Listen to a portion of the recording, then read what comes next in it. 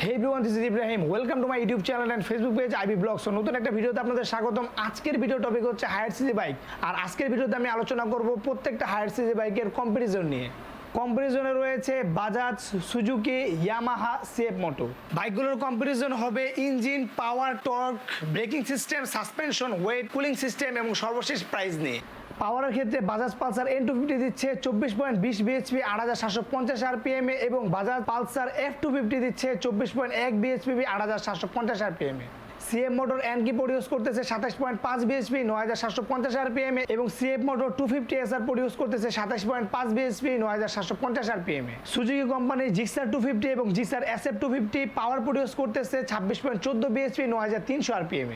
ইয়ামাহার FZ250 পাওয়ার produce করতেছে 20.52 bhp 8000 rpm। Maximum torque produce করতেছে বাজাজ কোম্পানির Bajaj Pulsar N250 21.20 Newton metre, সেটা 6500 rpm এবং বাজাজ কোম্পানির আরেকটি বাইক F250 সেটি ম্যাক্সিমাম টর্ক প্রডিউস করতেছে 21.5 newton metre 6500 rpm। CF motor NK250 বাইকটি ম্যাক্সিমাম টর্ক প্রডিউস করতেছে 22 নিউটন মিটার 7250 rpm এবং সিএফ মোটর 250SR এই বাইকটিও কিন্তু ম্যাক্সিমাম টর্ক প্রডিউস করতেছে 22 নিউটন মিটার 7250 rpm। সুজুকি কোম্পানির জিক্সার এবং Gixxer SF250 maximum torque produce করতেছে 22.20 নিউটন মিটার, সেটা 7300 rpm। ইয়ামাহা কোম্পানির FZ250 এই বাইকটি ম্যাক্সিমাম টর্ক প্রডিউস করতেছে 20.0 নিউটন মিটার 6000 rpm।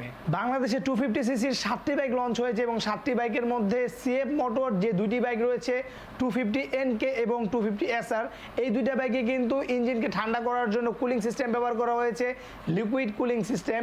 এবং বাকি যে বাইকগুলো আছে Bajaj Pulsar N250, Bajaj Pulsar F250, Suzuki Gixxer 250, Suzuki Gixxer SF250 এবং ইয়ামাহা FZ250 এই বাইকগুলোতে লিকুইড কুলের পরিবর্তে তারা ব্যবহার করেছে অয়েল কুলিং সিস্টেম।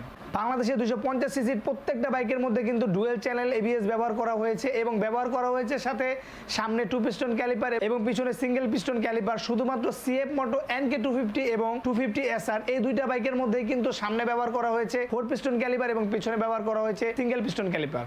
সাসপেনশনের ক্ষেত্রে বাজাজ পালসার N250 ব্যবহার করছে সামনে টেলিস্কোপিক সাসপেনশন এবং পেছনে ব্যবহার করছে মনোশক এবং বাজাজ পালসার F250 বাইকটিতে সামনে ব্যবহার করা হয়েছে টেলিস্কোপিক সাসপেনশন এবং রিয়ারে ব্যবহার করা হয়েছে মনো অ্যাডজাস্টেবল সাসপেনশন। সিএফ মোটো কোম্পানির NK250 এই বাইকটিতে সামনে ব্যবহার করা হয়েছে সাসপেনশন হিসেবে USD সাসপেনশন, যেটাকে আমরা আপসাইড ডাউন সাসপেনশন বলে থাকি এবং পেছনে ব্যবহার করা হয়েছে মনো অ্যাডজাস্টেবল সাসপেনশন এবং 250SR বাইকের সামনে ব্যবহার করা হয়েছে টেলিস্কোপিক USD সাসপেনশন এবং পেছনে ব্যবহার করা হয়েছে monoshock suspension. Suzuki company Gixxer 250 এবং জিক্সার 250SF এই দুইটা বাইকে কিন্তু সাসপেনশন হিসেবে সামনে ব্যবহার করা হয়েছে টেলিস্কোপিক সাসপেনশন এবং রিয়ারে ব্যবহার করা হয়েছে সুইং আর্ম সাসপেনশন।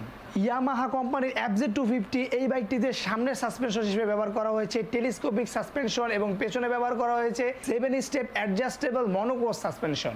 এতক্ষণ যাবত কিন্তু আমরা বাইকের স্পেসিফিকেশনের কম্পারিজন করলাম, এখন আমরা একটু বাইকের প্রাইসের কম্পারিজনটা করে নেই। তাহলে শুরু করতেছি আমি বাজাজ দিয়ে। বাজাজের N250 এই বাইকের বর্তমান প্রাইস হচ্ছে 3,40,000 টাকা এবং বাজাজ পালসার F250 এই বাইকের প্রাইস হচ্ছে 3,65,000 টাকা। এরপরে যদি আমরা সিএফ মোটর দিকে যাই তাহলে সিএফ মোটর 250 NK এই বাইকের প্রাইস ধরা হয়েছে বর্তমান মূল্য 3,48,500 টাকা এবং 250SR এই বাইকের প্রাইস মূল্য ধরা হয়েছে 3,88,500 টাকা।